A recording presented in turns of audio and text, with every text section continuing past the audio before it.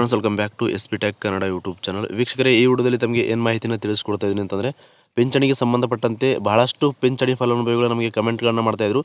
ಕಳೆದ 2-3 ತಿಂಗಳಿಂದ ನಮಗೆ ಪಿಂಚಣಿ ಹಣ ಬರ್ತಾ ಇಲ್ಲ, ಜಮಾ ಆಗ್ತಾ ಇಲ್ಲ.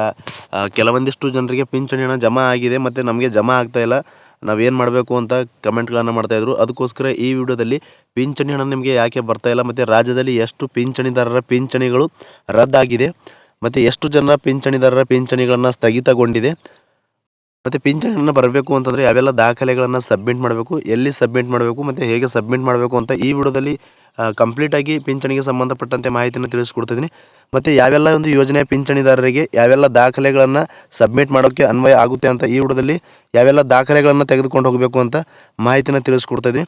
ಪಿಂಚಣಿಯನ್ನು ಪಡಿತಕ್ಕಂಥ ಫಲಾನುಭವಿಗಳು ಭಾಳಷ್ಟು ಇಂಪಾರ್ಟೆಂಟ್ ಆಗಿರುವಂಥ ವಿಡಿಯೋ ಆಗಿರುತ್ತೆ. ಹೀಗಾಗಿ ಪ್ರತಿಯೊಬ್ಬರು ಕೂಡ ಮಿಸ್ ಮಾಡದೆ ಕಡೆ ತನಕ ವಿಡಿಯೋನ ವಾಚ್ ಮಾಡಿ.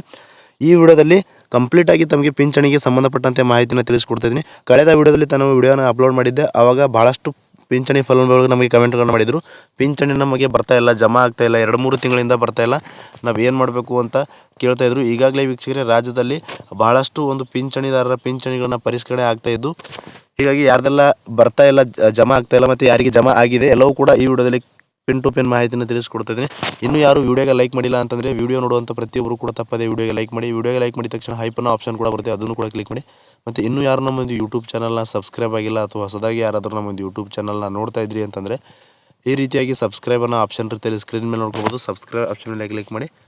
ಸಬ್ಸ್ಕ್ರೈಬ್ ಆಪ್ಷನ್ ಮೇಲೆ ಕ್ಲಿಕ್ ಮಾಡಿದ ನಂತರ ಮತ್ತೆ ಒಂದು ಸಾರಿ ಸಬ್ಸ್ಕ್ರೈಬ್ ಆಪ್ಷನ್ ಮೇಲೆ ಕ್ಲಿಕ್ ಮಾಡಿ, ಅಲ್ಲಿ ಆಲ್ ಅನ್ನೋ ಆಪ್ಷನ್ನ ಸೆಲೆಕ್ಟ್ ಮಾಡ್ಕೊಳ್ಳಿ. ಈ ರೀತಿ ಮಾಡೋದ್ರಿಂದ ಮುಂದೆ ನಾವು ಯಾವುದೇ ರೀತಿಯಾಗಿರ್ತಕ್ಕಂಥ ಹೊಸ ಮಾಹಿತಿಗಳು, ಹೊಸ ವಿಡಿಯೋಗಳು, ಸಾರ್ವಜನಿಕರಿಗೆ ಉಪಯುಕ್ತವಾಗುವಂಥ ಮಾಹಿತಿಗಳು ನಮ್ಮ ಒಂದು ಯೂಟ್ಯೂಬ್ ಚಾನಲ್ ಮೇಲೆ ವಿಡಿಯೋಗಳನ್ನು ಅಪ್ಲೋಡ್ ಮಾಡಿದರೆ ನಿಮಗೆ ಮೊದಲಿಗೆ ನೋಟಿಫಿಕೇಶನ್ ಬರುತ್ತೆ. ನೋಟಿಫಿಕೇಶನ್ ಕ್ಲಿಕ್ ಮಾಡೋ ಮುಖಾಂತರವಾಗಿ ಹೊಸ ವಿಡಿಯೋಗಳ ನೋಟಿಫಿಕೇಶನ್ ನೀವು ಮೊದಲನೇದಾಗಿ ಪಡೆದುಕೊಳ್ಬೋದು ಅಂತ ಹೇಳ್ತಾ, ಬನ್ನಿ ವೀಕ್ಷಕರೇ, ತಡ ಮಾಡದೆ ವಿಡಿಯೋನ ಶುರು ಮಾಡೋಣ. ವೀಕ್ಷಕರೇ, ಸಾಮಾಜಿಕ ಭದ್ರತಾ ಮತ್ತು ಪಿಂಚಣಿ ನಿರ್ದೇಶನಾಲಯದ ಅಡಿಯಲ್ಲಿ ರಾಜ್ಯದಲ್ಲಿ ಯಾವೆಲ್ಲ ಒಂದು ಪಿಂಚಣಿದಾರರು ಪಿಂಚಣಿಗಳನ್ನು ಪಡಿತಾ ಇದ್ದಾರೆ, ರಾಜ್ಯದಲ್ಲಿ ಟೋಟಲ್ ಆಗಿ 82 ಲಕ್ಷಕ್ಕೂ ಅಧಿಕ ಪಿಂಚಣಿದಾರರು ಪಿಂಚಣಿಗಳನ್ನು ಪಡಿತಾ ಇದ್ದಾರೆ ಅಂತ ಸರ್ಕಾರದ ಕಡೆಯಿಂದ ಮಾಹಿತಿನ ತಿಳಿಸಿರುವಂಥದ್ದು. ಅಂತಂದರೆ ಟೋಟಲ್ ಆಗಿ ರಾಜ್ಯದಲ್ಲಿ 82 ಲಕ್ಷಕ್ಕೂ ಅಧಿಕ ಪಿಂಚಣಿದಾರರು ಪಿಂಚಣಿ ಸೌಲಭ್ಯನ ಪಡಿತಾ ಇದ್ದಾರೆ. ಅದರಲ್ಲಿ ವೀಕ್ಷಕರೇ, ರಾಜ್ಯ ಸರ್ಕಾರ ಒಂದು ಪರಿಷ್ಕರಣೆ ಪ್ರಾರಂಭ ಮಾಡಿದಾಗ ಪರಿಷ್ಕರಣೆಯಲ್ಲಿ ಸುಮಾರು 23 ಲಕ್ಷಕ್ಕೂ ಅಧಿಕ ಪಿಂಚಣಿದಾರರು ಅನರ್ಹರು, ಅನುಮಾನಾಸ್ಪದ ಪಿಂಚಣಿದಾರರು ಅಂತ ಗುರುತಿಸಲ್ಪಟ್ಟಿದೆ ವೀಕ್ಷಕರೇ. ಅಂದರೆ 23 ಲಕ್ಷಕ್ಕೂ ಅಧಿಕ ಪಿಂಚಣಿದಾರರು ಅನುಮಾನಾಸ್ಪದ ಪಿಂಚಣಿದಾರರಿದ್ದಾರೆ ಅಂತ ಗುರುತಿಸಲ್ಪಟ್ಟಿದೆ. ಇದರಲ್ಲಿ ವೀಕ್ಷಕರೇ, ಇವಾಗ ರಾಜ್ಯ ಸರ್ಕಾರ ಏನು ಪರಿಷ್ಕರಣೆನ ಪ್ರಾರಂಭ ಮಾಡಿದಾಗ 16 ಲಕ್ಷಕ್ಕೂ ಅಧಿಕ ಪಿಂಚಣಿದಾರರ ಪಿಂಚಣಿಗಳೇನಿದೆ ಸ್ಥಗಿತ ಮಾಡಲಾಗಿದೆ ವೀಕ್ಷಕರೇ, ತಾತ್ಕಾಲಿಕವಾಗಿ ಸ್ಥಗಿತ ಮಾಡಲಾಗಿದೆ.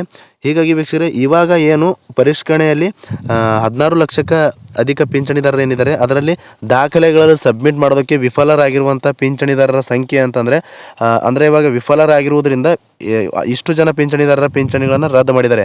ಎಷ್ಟು ಜನ ಪಿಂಚಣಿದಾರರ ಪಿಂಚಣಿಗಳನ್ನು ರದ್ದು ಮಾಡಿದ್ದಾರೆ ಅಂತಂದರೆ 91,152 ಪಿಂಚಣಿ ಫಲಾನುಭವಿಗಳ ಪಿಂಚಣಿಗಳನ್ನು ಕಂಪ್ಲೀಟಾಗಿ ರದ್ದು ಮಾಡಲಾಗಿದೆ ವೀಕ್ಷಕರೇ, ಅಂದರೆ ಕ್ಯಾನ್ಸಲ್ ಮಾಡಲಾಗಿದೆ. ಇಂಥವರಿಗೆ ಈಗ ಪಿಂಚಣಿ ಹಣ ಬರೋದು ಕಂಪ್ಲೀಟಾಗಿ ಸ್ಟಾಪ್ ಆಗುತ್ತೆ. ಯಾಕೆ ಅಂತಂದರೆ ಅವರ ಪಿಂಚಣಿಗಳನ್ನು ರದ್ದು ಮಾಡಲಾಗಿದೆ ವೀಕ್ಷಕರೇ. ಹಾಗಾದರೆ ಯಾವ ಕಾರಣಕ್ಕಾಗಿ ರದ್ದು ಮಾಡಲಾಗಿದೆ ಅಂತಂದರೆ ಸರಿಯಾಗಿ ದಾಖಲೆಗಳನ್ನು ಸಬ್ಮಿಟ್ ಮಾಡಿಲ್ಲ. ಅರ್ಜಿ ಸಲ್ಲಿಸುವಾಗ ಏನು ಅಡ್ರೆಸ್ನ ಕೊಟ್ಟಿರ್ತಾರೆ, ವಿಳಾಸನ ಕೊಟ್ಟಿರ್ತಾರೆ, ಆ ಒಂದು ವಿಳಾಸದಲ್ಲಿ ಪ್ರೆಸೆಂಟಾಗಿ ಅವರು ವಾಸವಿಲ್ಲ ಎನ್ನುವ ಕಾರಣಕ್ಕಾಗಿ ಪಿಂಚಣಿಗಳನ್ನು ರದ್ದು ಮಾಡಿದ್ದಾರೆ. ಅದರ ಜೊತೆಗೆ ಏನು ವಾರ್ಷಿಕ ಆದಾಯ ಇರುತ್ತೆ, ಅವರ ಒಂದು ವಾರ್ಷಿಕ ಆದಾಯ ನಿಗದಿತ ಒಂದು ಮಿತಿ ಏನಿದೆ ಆ ಮಿತಿನ ಮೀರಿರುವ ಕಾರಣಕ್ಕಾಗಿ ಪಿಂಚಣಿಗಳನ್ನು ರದ್ದು ಮಾಡಲಾಗಿದೆ ಅಂತ ಮಾಹಿತಿಯನ್ನು ತಿಳಿಸಿರುವಂಥದ್ದು. ಮತ್ತು ಇನ್ನು ಕೆಲವೊಂದಿಷ್ಟು ಜನರು ಏನಂತ ಯಾವ ಕಾರಣಕ್ಕಾಗಿ ಪಿಂಚಣಿಗಳ ರದ್ದಾಗಿದೆ ಇನ್ನೂ ಕೆಲವೊಂದಿಷ್ಟು ಜನರದು ಅಂತ ನೋಡೋದಾದರೆ, ವಯಸ್ಸಾದಂಥ ಪಿಂಚಣಿದಾರರು ವಯಸ್ಸಿನ ಪಿಂಚಣಿಯನ್ನು ಪಡಿತಾ ಇದ್ದಾರೆ, ಅಂದರೆ ಹಿರಿಯ ನಾಗರಿಕರಾಗಿರುವಂಥವರು. ಇನ್ನೂ ಕೆಲವೊಂದಿಷ್ಟು ವಯಸ್ಸಿನ ಮಿತಿ ತಲುಪದೇ ಇದ್ದರೂ ಕೂಡ ಪಿಂಚಣಿಗಳನ್ನು ಮಾಡಿಸ್ಕೊಂಡಿದ್ದಾರೆ, ಅಂದರೆ ಕಡಿಮೆ ವಯಸ್ಸಿನವರು ಕೂಡ ಪಿಂಚಣಿಗಳನ್ನು ಮಾಡಿಸಿಕೊಂಡು ಪಿಂಚಣಿ ಸೌಲಭ್ಯಗಳನ್ನು ಪಡಿತಾ ಇದ್ದಾರೆ ಅಂತ ಸರ್ಕಾರದ ಗಮನಕ್ಕೆ ಬಂದಿರುವ ಕಾರಣ ಅಂಥ ಪಿಂಚಣಿದಾರರ ಪಿಂಚಣಿಗಳನ್ನು ಕೂಡ ರದ್ದು ಮಾಡಿದ್ದಾರೆ ವೀಕ್ಷಕರೇ.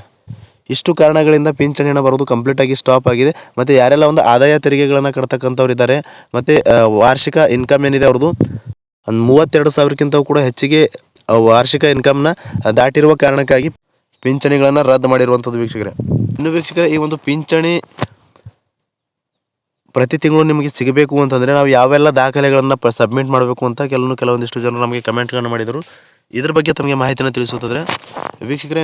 ನೋಡ್ಕೊಳ್ಬೋದು, ರಾಜ್ಯದಲ್ಲಿ ಸುಮಾರು ಸಂಧ್ಯಾ ಸುರಕ್ಷೆ ಪಿಂಚಣಿದಾರರಾಗಿರ್ಬೋದು, ಅಂಗವಿಕಲ ಪಿಂಚಣಿದಾರರಾಗಿರ್ಬೋದು, ವೃದ್ಧಾಪ್ಯ ಯೋಜನೆ ಪಿಂಚಣಿನ ಪಡಿತಕ್ಕಂಥವ್ರಾಗಿರ್ಬೋದು, ವಿಧವಾ ವೇತನ ಪಿಂಚಣಿನ ಪಡಿತಕ್ಕಂಥವ್ರಾಗಿರ್ಬೋದು, ಮತ್ತು ಇಂದಿರಾ ಗಾಂಧಿ ರಾಷ್ಟ್ರೀಯ ವೃದ್ಧಾಪ್ಯ ಯೋಜನೆ ಪಿಂಚಣಿನ ಪಡಿತಕ್ಕಂಥವ್ರಾಗಿರ್ಬೋದು, ಮನಸ್ವಿನಿ ಪಿಂಚಣಿ ಪಡಿತಕ್ಕಂಥವ್ರಾಗಿರ್ಬೋದು, ಮೈತ್ರಿ ಪಿಂಚಣಿನ ಪಡಿತಕ್ಕಂಥವ್ರಾಗಿರ್ಬೋದು, ಈ ರೀತಿಯಾಗಿ ಸರ್ಕಾರದ ಕಡೆಯಿಂದ ಯಾವೆಲ್ಲ ಒಂದು ಪಿಂಚಣಿಗಳನ್ನ ಪಡಿತಾ ಇದ್ರಿ. ವೀಕ್ಷಕರೇ, ನಿಮಗೆ 2-3 ತಿಂಗಳಿಂದ ಪಿಂಚಣಿ ಹಣ ಬಂದಿಲ್ಲ, ಜಮಾ ಆಗಿಲ್ಲ ಅಂತಂದರೆ ನೀವು ಸರ್ಕಾರದ ಕಡೆಯಿಂದ ತಿಳಿಸಿರುವ ಮಾಹಿತಿ ಪ್ರಕಾರ ಈಗಾಗಲೇ ವೀಕ್ಷಕರೇ 91,152 ಜನರ ಪಿಂಚಣಿ ಏನಿದೆ ಪಿಂಚಣಿನ ರದ್ದುಪಡಿಸಲಾಗಿದೆ. ಹೀಗಾಗಿ 30 ದಿನಗಳವರೆಗೆ ಸಮಯನ ಕೊಟ್ಟಿರುವಂಥದ್ದು. ಈ ಒಂದು ನಿಗದಿತ ಸಮಯದಲ್ಲಿ ನೀವು ಯಾವ್ದೆಲ್ಲ ಪಿಂಚಣಿ ಹಣ ಬರ್ತಾ ಇಲ್ಲ, ಸ್ಥಗಿತ ಆಗಿದೆ ಅಂಥವ್ರು ನೀವು ಏನೆಲ್ಲ ದಾಖಲೆಗಳನ್ನು ಸಬ್ಮಿಟ್ ಮಾಡಬೇಕು ಅಂತಂದರೆ, ಮೊದಲನೇದಾಗಿ ಅಂಗವಿಕಲರ ಯಾವೆಲ್ಲ ದಾಖಲೆಗಳನ್ನು ಸಬ್ಮಿಟ್ ಮಾಡಬೇಕು ಅಂತಂದರೆ, ನಿಮ್ಮ ಒಂದು ತಹಸೀಲ್ ಆಫೀಸ್ ಇರುತ್ತೆ. ತಹಸೀಲ್ ಆಫೀಸಲ್ಲಿ ಪಿಂಚಣಿ ಅಧಿಕಾರಿಗಳಿರ್ತಾರೆ. ಪಿಂಚಣಿ ಅಧಿಕಾರಿಗಳಿಗೆ ಭೇಟಿಯಾಗಿ ಅಲ್ಲಿ ನಿಮ್ಮ ಒಂದು ಆಧಾರ್ ಕಾರ್ಡ್ ಕೊಡಬೇಕಾಗುತ್ತೆ. ಆಧಾರ್ ಕಾರ್ಡ್ ಜೊತೆಗೆ ರೇಷನ್ ಕಾರ್ಡ್ ಜೊತೆಗೆ ವೋಟರ್ ID ಮತ್ತು ನಿಮ್ಮ ಒಂದು ಪಾಸ್ಪೋರ್ಟ್ ಸೈಜ್ ಫೋಟೋನ ಕೊಡಬೇಕಾಗುತ್ತೆ. ಅದಾದ ನಂತರ ನಿಮ್ಮೊಂದು ಏನು ಅಂಗವಿಕಲ ಆರ್ಡರ್ ಕಾಪಿ ಇರುತ್ತೆ, ಪಿಂಚಣಿ ಒಂದು ಆರ್ಡರ್ ಕಾಪಿ ಇರುತ್ತೆ, ಆ ಒಂದು ಪಿಂಚಣಿ ಆರ್ಡರ್ ಕಾಪಿ ಜೆರಾಕ್ಸನ್ನು ಕೂಡ ಕೊಡಬೇಕಾಗುತ್ತೆ. ಅದರ ಜೊತೆಗೆ ವೀಕ್ಷಕರೇ, ಅಂಗವಿಕಲರಿದ್ದೀರಿ ಅಂತಂದರೆ ನೀವು UD ಕಾರ್ಡ್ಗಳನ್ನು ಮಾಡಿಸ್ಕೊಂಡಿರ್ಬೇಕಾಗುತ್ತೆ. UD ಕಾರ್ಡ್ನ ಜೆರಾಕ್ಸ್ ಕೂಡ ಸಬ್ಮಿಟ್ ಮಾಡಬೇಕಾಗುತ್ತೆ ವೀಕ್ಷಕರೇ. ಇಷ್ಟು ಸಬ್ಮಿಟ್ ಮಾಡಿದಾಗ ನಿಮ್ಮ ಒಂದು ದಾಖಲೆಗಳನ್ನ ಎಲ್ಲವೂ ಕೂಡ ಪರಿಷ್ಕರಣೆ ಮಾಡ್ತಾರೆ. ನೀವು ಅರ್ಹ ಪಿಂಚಣಿದಾರರು ಇದ್ದೀರಿ ಅಂತಂದರೆ ಮತ್ತು ನಿಮ್ಮ ಒಂದು ಆದಾಯ ಪ್ರಮಾಣ ಪತ್ರವು ಕೂಡ ಸಲ್ಲಿಸಬೇಕಾಗುತ್ತೆ. ಆದಾಯ ಪ್ರಮಾಣ ಪತ್ರದಲ್ಲಿ ಆದಾಯ ಮಿತಿ ಏನಿದೆ 32,000ಕ್ಕಿಂತ ಹೆಚ್ಚಿಗೆ ಇರಬಾರ್ದು ಅಂತ ಕೊಟ್ಟಿರುವಂಥದ್ದು. ಆದಾಯ ಪ್ರಮಾಣ ಪತ್ರದಲ್ಲಿ ನಿಮ್ದು ಏನಾದರೂ ಆದಾಯ ಮಿತಿ 32,000ಕ್ಕಿಂತ ಹೆಚ್ಚಿಗೆ ಇತ್ತು ಅಂತಂದರೆ ನೀವು ಅದನ್ನು ಕಡಿಮೆ ಮಾಡಿಸ್ಕೊಳ್ಬೇಕು ಅಂತ ಸೂಚನೆ ಕೊಟ್ಟಿರುವಂಥದ್ದು. ಹೀಗಾಗಿ ಇಷ್ಟು ದಾಖಲೆಗಳನ್ನು ತೆಗೆದುಕೊಂಡು ಹೋಗಿ ನೀವು ಪಿಂಚಣಿ ಅಧಿಕಾರಿಗಳಿಗೆ ಸಬ್ಮಿಟ್ ಮಾಡಿದಾಗ ದಾಖಲೆಗಳನ್ನ ವೆರಿಫೈ ಮಾಡ್ತಾರೆ. ವೆರಿಫೈ ಮಾಡಿದ ನಂತರ ನಿಮ್ಮ ಪಿಂಚಣಿ ಏನಿದೆ ಯಥಾಸ್ಥಿತಿಯಾಗಿ ಮತ್ತೆ ಚಾಲ್ತಿ ಮಾಡಿಕೊಡ್ತಾರೆ ವೀಕ್ಷಕರೇ. ಈಗಾಗಲೇ ಭಾಳಷ್ಟು ಪಿಂಚಣಿದಾರರು ಈ ರೀತಿಯಾಗಿ ಡಾಕ್ಯುಮೆಂಟ್ ವೆರಿಫಿಕೇಷನ್ ಮಾಡಿಸ್ಕೊಂಡಿದ್ದಾರೆ. ಮಾಡಿಸ್ಕೊಂಡಂಥವರಿಗೆ ಮೇವರೆಗೂ ಕೂಡ ಪಿಂಚಣಿ ಹಣ ಕ್ಲಿಯರ್ ಆಗಿದೆ ವೀಕ್ಷಕರೇ.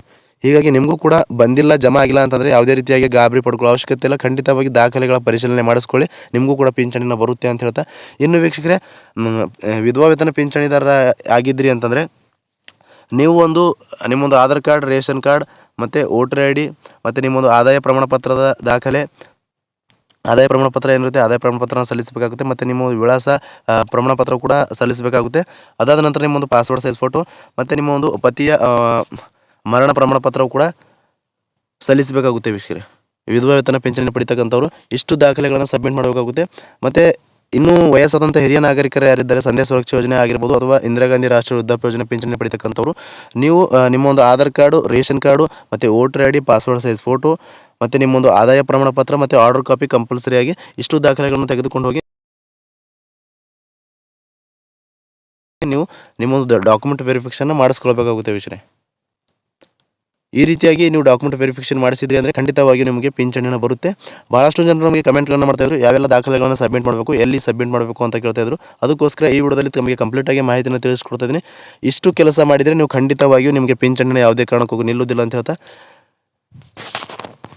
ಫ್ರಮ್ ಬಿಗಿನಿಂಗಿಂದ ಎಂಡ್ವರೆಗೂ ಈ ಒಂದು ವಿಡಿಯೋನ ಮಿಸ್ ಮಾಡದೆ ಕಡೆ ತನಕ ವಾಚ್ ಮಾಡಿದಂಥ ಪ್ರತಿಯೊಬ್ಬರಿಗೂ ಕೂಡ ಹೃದಯಪೂರ್ವಕ ಧನ್ಯವಾದಗಳು ಅನ್ಸುತ್ತೆ. ಮತ್ತೆ ಇದೇ ರೀತಿಯಾಗಿರ್ತಕ್ಕಂಥ ಮಾಹಿತಿಯೊಂದಿಗೆ ಭೇಟಿ ಆಗ್ತಿರೋಣ. ಅಲ್ಲಿವರೆಗೂ ನಮಸ್ಕಾರ.